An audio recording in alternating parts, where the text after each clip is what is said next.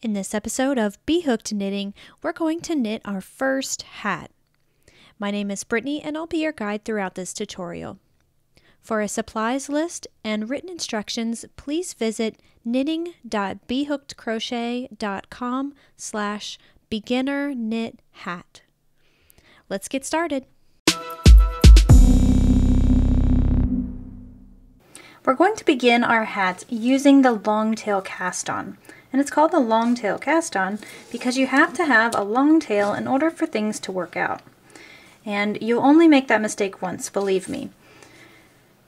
What I like to do to estimate the amount of yarn needed for the long tail cast on is I just simply hold on to the tail in my hand here and then just stretch down to my elbow. And I'll count 1, 2, 3, 4, and we'll go 5, just for good measure.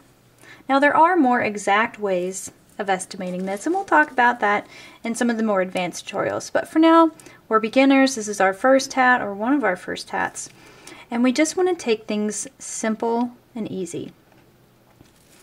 So with that, you want to grab your circular needles. We're just going to be using one for the cast on, so you can just sort of let the other one go. Now I have the yarn just looped around. So off on this side is the end of the yarn, and then coming from here is the skein. So I'm just going to lay that loop over my needle. You can start with a slip knot, but it's really not necessary, and it kind of creates a little bump at the very beginning. So we're just going to avoid that altogether. Starting good habits, right? So when you have your yarn just looped over your needle, take your thumb and your pointer together and go in those loops. Then pinch all of it down at the bottom, just with your ring finger and your pinky. And then spread those two fingers out, so your index and your thumb. So looking at it from here, we have a little diamond. Okay? Once you have that, then we can situate. Now I'm holding on to the loop with my finger because I don't want that to drop off. But I'm just going to just allow the yarn to flow through my fingers while not letting go of it. And I just want to loop around and go under and through and then over. And then just drop that over. Now that looks super confusing, I know, right? So, doing that again, we got our little diamond. We'll go towards us, below our thumb, and out up through the middle. Then grab that other strand back, loop that down, and just release your thumb right over the tip of your needle. That's a cast on. So what we have here is 3 stitches cast on. So speeding it up a little bit, go down and around and through.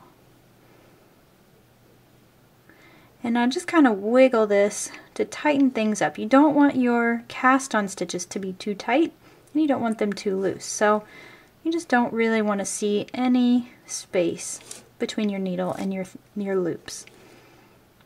So down, around, and through. Now we want to do that for a total of 44 stitches that we cast on.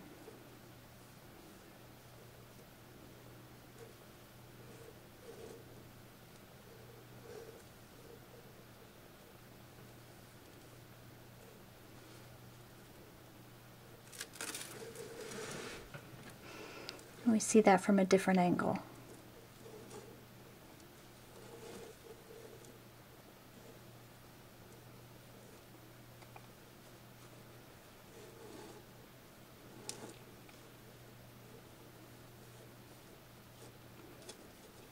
And just slide the stitches down your needle as you make them.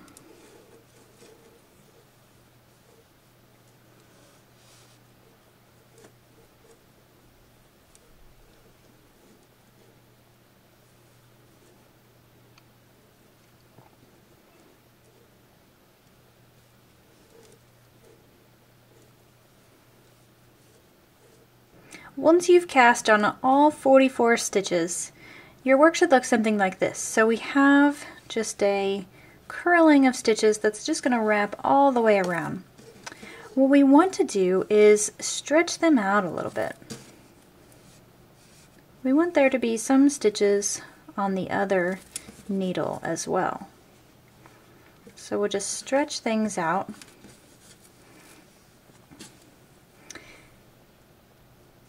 And then, since we're going to be working in the round and knitting in the round, we want to join with our first stitch here, which is where we just draped that over our needle. Hold your work in your hand so that the tail and the working yarn is coming from the needle that's in your dominant hand. Then we're simply going to stick our needle in that first stitch. So coming from this direction and then going out the other side. That's what we call knitwise. So we've inserted our needle in that stitch knitwise. So there are multiple ways to join knitting in the round. We're going to cover one of the simplest ways, and that's just by knitting our first stitch, and that's just going to hold things together. But we want to add in our tail that we have here so that we have a little extra security. So I'm holding on to those two strands, and then we'll just wrap them around the needle.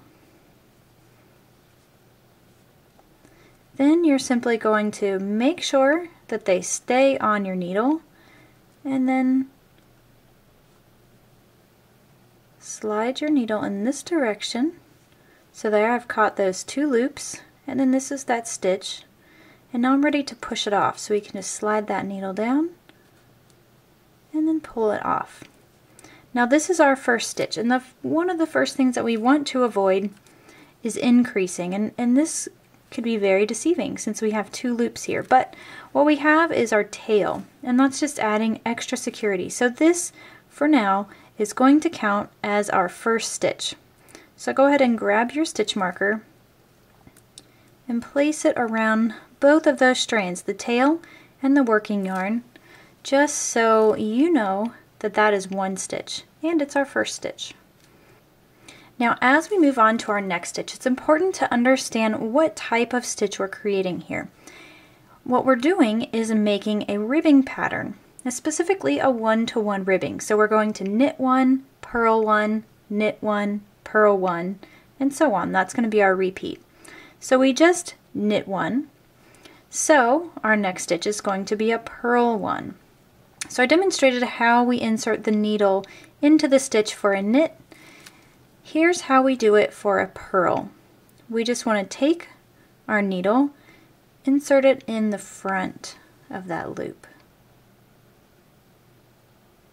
And that is a purlwise. But there's one thing that we need to do. As a new knitter, you're going to have to figure out what is the easiest and most comfortable way for you to knit, to hold the working yarn and to hold the needles and get everything situated. So whenever you're working with purls, you have to have your working yarn coming from this direction. That's very important. It's really easy to add a stitch or to make an increase when you don't really mean to if you don't have your working yarn in the right place. So pull your working yarn to the front, and you can just let it sit there if you're uncomfortable holding on to it. And then insert your needle purlwise, and then wrap that around your needle. And I tend to just hold it there as I'm working that needle around. So there is my loop right there, and now I can just pull that stitch off. I'm done with it. Now that is our purl one. Now moving on to a knit, we need to pull our working yarn to the back again. Insert your needle into that stitch, front to back, and then wrap your working yarn and pull it through. Now you're done with that stitch, so you can pull it off that needle. Now let's do one more purl, and we'll talk about a couple of different ways that you can hold all this and be comfortable, because you're probably thinking at this point that this is going to take forever. It's really not the case once you get the hang of it. So pulling that working yarn around to the front, insert your needle purlwise, so just like that. Wrap your working yarn and then pull it through, and then just pop that stitch off. So we've made our first 4 stitches. Now let's talk about how to make this easier for us. So as you guessed, there are multiple different ways of holding your yarn. I'm going to demonstrate 2 of the easiest. Now when I first started learning how to knit, I knit in this way. And this way is called the American method. And so that's where I'm just going to hold the working yarn in my dominant hand. And I just like to drape it over my finger and then just kind of hold on to it from behind just so I don't lose it. And we'll work on our next stitch. So we ended with a purl, and we know that that's a purl because we have that bar that goes there.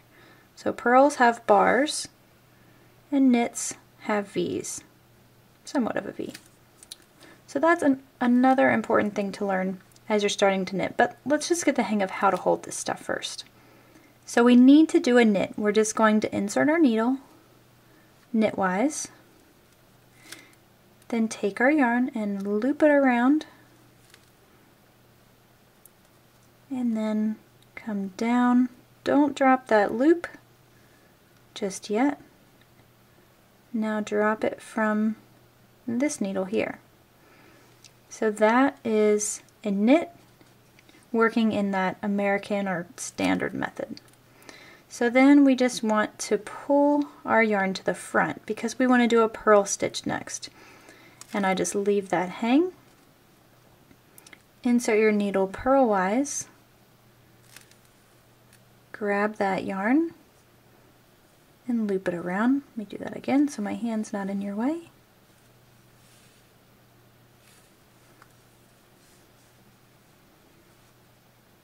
And then pull it down, keeping that loop, that new loop on your needle, and popping it off the old needle. So I knit like this for a while, and it does take a little bit longer. Now as you advance, there are arguments that say that this is the faster method. But what I have found more comfortable, now if you know my background, you know that I was a crocheter before I was a knitter. So I've always been more comfortable holding the yarn in my non-dominant hand. And I hold the yarn when I'm knitting the exact same way that I do when I'm crocheting. So I'm just going to loop it over. Sometimes I'll wrap it around my pinky to hold on to the tension. So just like this. This is going to be the continental style of knitting. And once you do this, and once you get it to work properly for you, I'm sure you'll have the same eureka moment that I did. So we just finished a purl. Now we want to do a knit.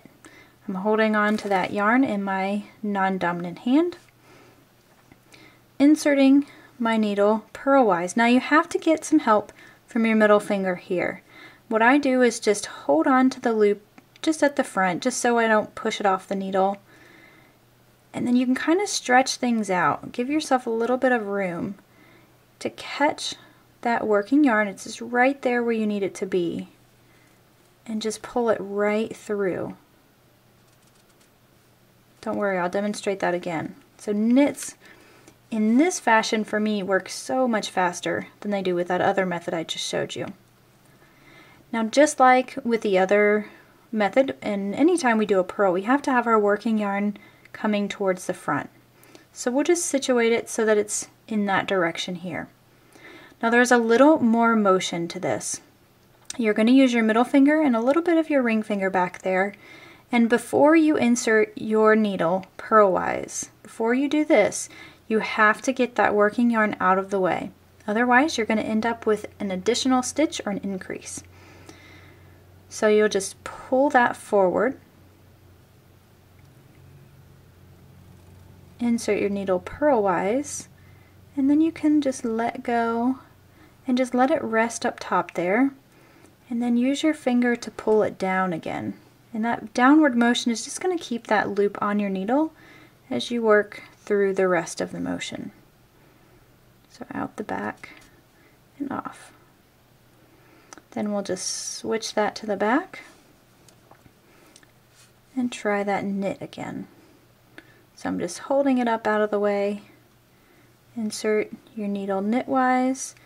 Sometimes I tend to twist and move my hands just so that I can catch that working yarn. See how I'm just catching it there and it's just pulling right out through. It's so much easier, I think. Now for that purl again, we'll move our yarn, pull it forward, insert knitwise, purlwise, excuse me, insert your needle purlwise, and then finish off your stitch. Now figure out which one of these methods works for you. Go back, replay, so you can see exactly what's going on. And honestly, if this really is your first experience knitting, you might be more comfortable holding the yarn in your dominant hand, and just know that it's going to take you a little bit longer than it would traditionally if you were working in that continental standard method that I just demonstrated. So we've covered our pattern repeat for this first round, and honestly we've covered it for the first 6 rounds. So our ribbing pattern is going to be a total of 6 rounds where we're working in this 1-to-1 ribbing. So what you'll need to do at this point is simply finish up your first row. We'll meet back around, we'll talk about what to do with this first stitch here. So for now, just go ahead and finish knitting your first row in this rib fashion. So knit 1, purl 1, knit 1, purl 1. And then we'll meet back up on the other side.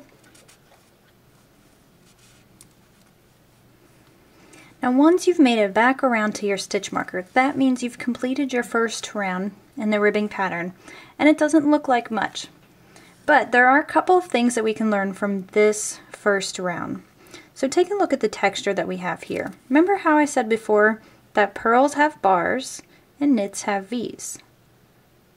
There's a bar and there's a V and a bar and a V, and that's a good way how you can tell what stitches you've worked. That was one of the problems I had when I was first learning, was I had no idea what the stitches looked. It's so different than crochet, and I really just didn't pay attention to these little details, and that helped me out tremendously once I learned what they look like. Then I didn't have to try to memorize and say the stitches in my head as I was working them, because if I got distracted, I could just simply look over here. I can see that there's a bar here, and so the last stitch I made was a purl. Now you'll recall that we began our round by starting with a knit, and then we had that goofy little tail looped over the end. So to proceed with our second round, just go ahead and release your stitch marker, but remember that that is one stitch. Then you're just going to insert your needle knitwise under both of those. Okay, so we're not decreasing here, it's just the tail. And then we're just going to finish off that knit, and then we don't have to worry about that anymore. Now I do like to keep track of the first stitch of every round, even though we have our tail here telling the story. It's just easier for us once our hat has some length to it. This is easier to see than trying to pay attention to this. Now that you have a pretty good handle on knitting and purling, and you have an idea of how to work this stitch multiple, the next thing that I need for you to do is finish this round, so this is our second round, and go all the way up to round 6 working in this pattern. So we're going to have a total of 6 rounds where we do the knit 1, purl 1 ribbing.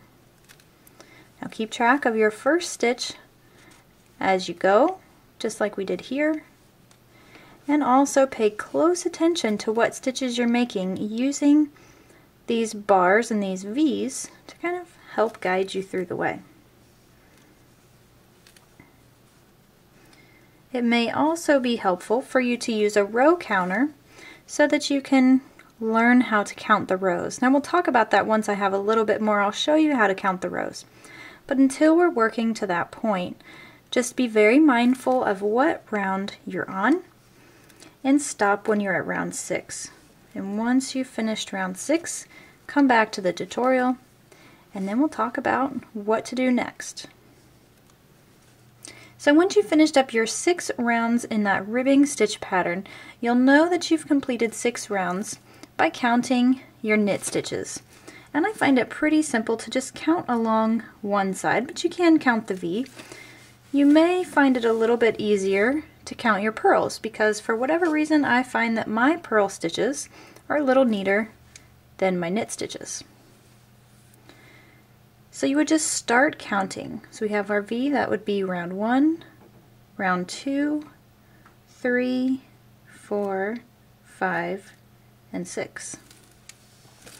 And if you're more comfortable counting on this side, you'll just count again. So 1, 2, 3, 4, 5, and 6. So that's an easy way to count your rounds or your rows when you're knitting. So we've done all of the difficult parts in our hat. So from the remainder of the pattern, from here on out, we're just going to be working in knit stitches. And you can continue using your stitch marker to keep track of your first stitch. However, it's really not necessary because rather than keeping track of a number of rounds, we're just going to measure from this point out. We'll cover the knit stitch just a couple more times. You'll insert your needle knitwise, wrap it, and lift it off your needle. And you'll find that this is going to get easier and easier, and you'll find your rhythm. You'll figure out which way holding the needle is comfortable for you. So you may work your knit stitch like I do here, where I'm using my non-dominant to hand off the yarn, and you may find that you're more comfortable working with your dominant hand.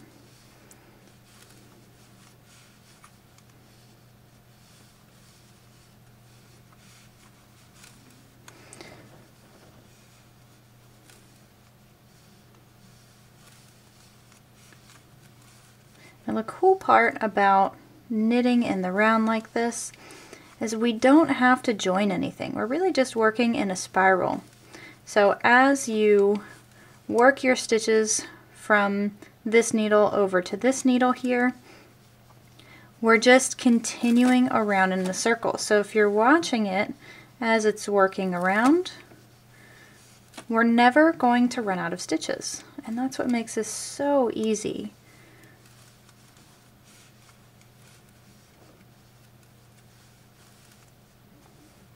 So the idea moving forward and finishing up our hat, what we want to do is continue working the knit stitch just over and over and over until this new section measures 7 inches. So we're going to start measuring from the top of our band and then up to the top of our work. Once that measures 7 inches, then you'll come back to the video and I'm going to show you a really super easy drawstring bind off method. Now it's kind of a knitting hack and it just makes this project that much more easier. You can get really intricate with knitting hats and working with different stitch patterns and decreasing and the dreaded double pointed needles. But since this is a beginner hat, this is probably the first or the second hat that you've knitted, we're going to just keep it really simple. That way you have success with this project and you'll want to start another one.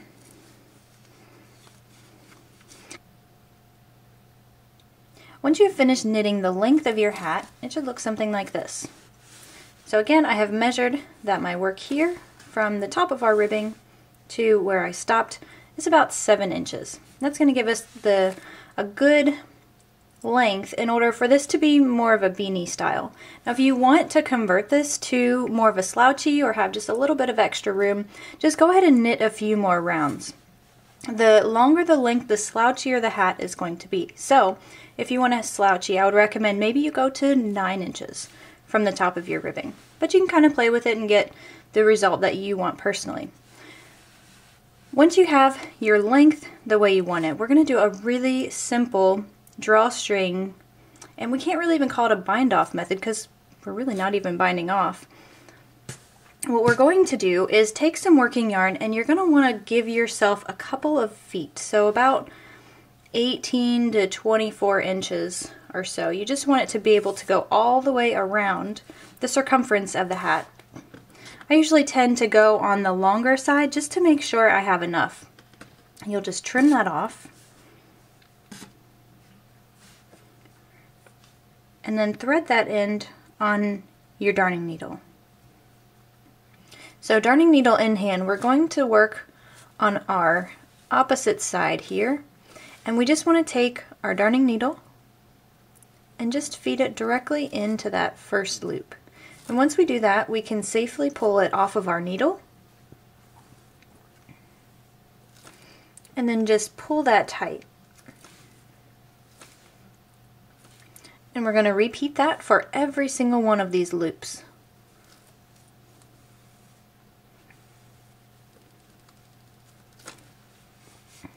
And you'll have to shift everything around in order to start working these off of your circulars. And you can start working in groups of 2 or 3 loops, whatever you're comfortable with.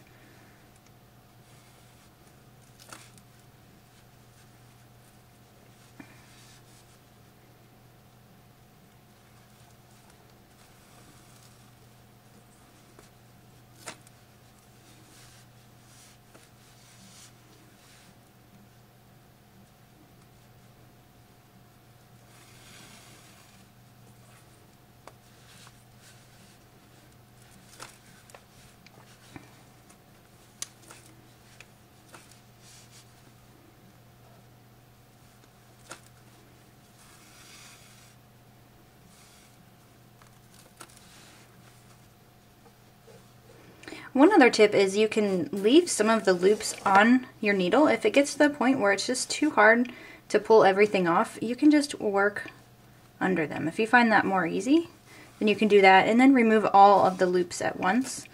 I tend to find that even though you have to fool with it a little bit to get it off during this stage, it's a little bit easier than removing all of the loops at once. So it's really just a matter of preference.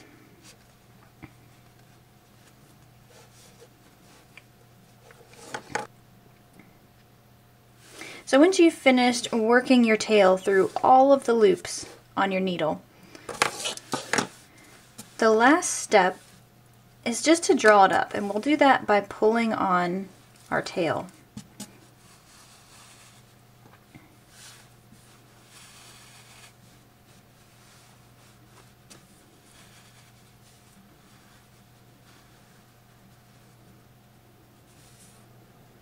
And when you get to the end like this, I'm putting a lot of pressure on this, but you really want to be sure not to break the yarn. This is a pretty sturdy yarn, but I have a feeling if you pulled hard enough, you could probably snap it. And if that happens, it really is quite a disaster, because then you'll lose all of those loops that we just fed on to this tail, and then you'll lose all of your stitches, and that is no good. So once you have it closed as far as you can get it, I still have my darning needle on the end here, and I'm just going to work it in a circle around this opening because I want to try to close it up and make sure that it stays closed. And when you do this, it's also going to close up that last little bit. See how there's still a little bit of an opening there? So this is going to help close it up even more, and working it under these loops is going to help it to stay put.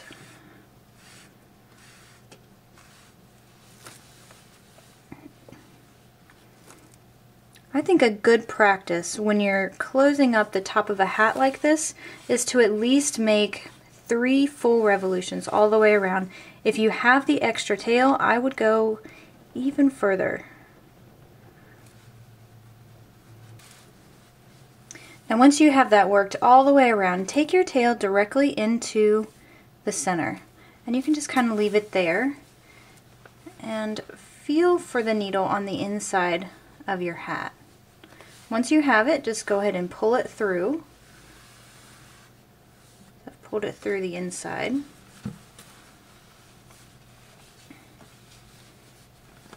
And now just turn your hat inside out, and we're going to do that again. So we're going to make a couple of revolutions. Just go all the way around that opening, now on the inside.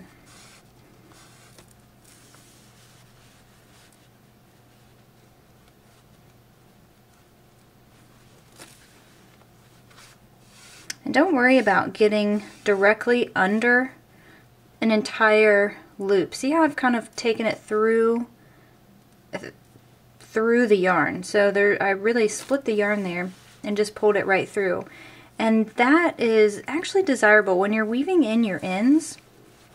The messier you weave them in, the more chance they have of staying in place. So when you split the yarn and weave into the strand rather than under it, it will stay in its place better. So you won't have to worry about this working out.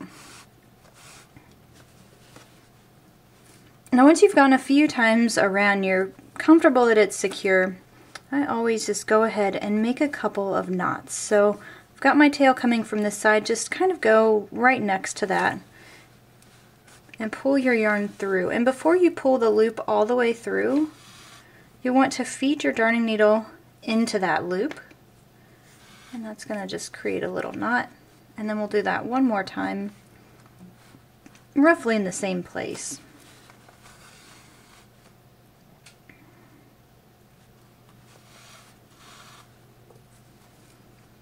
And that's going to help fasten things off. Now when I trim this tail, I don't trim it right at the knot because there is a chance that it could work its way out over time. So I just leave a couple of inches. It's on the inside of the hat. I typically don't notice it. You can weave it in down some of the stitches if you're comfortable, but I feel like this works pretty well for me. So the last thing we have to do is just weave in our tail from the very beginning of our hat. And I'm keeping this on the wrong side because I want to weave this in on the wrong side. And I like to weave it up one of the braids right here. So this is what was our purl stitches. And since there's a lot of bulk there, it's really easy to hide the tail within these stitches.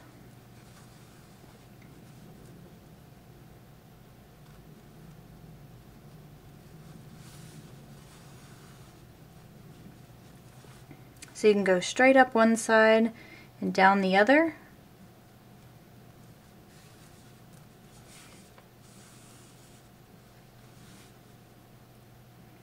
And then work it back up through itself.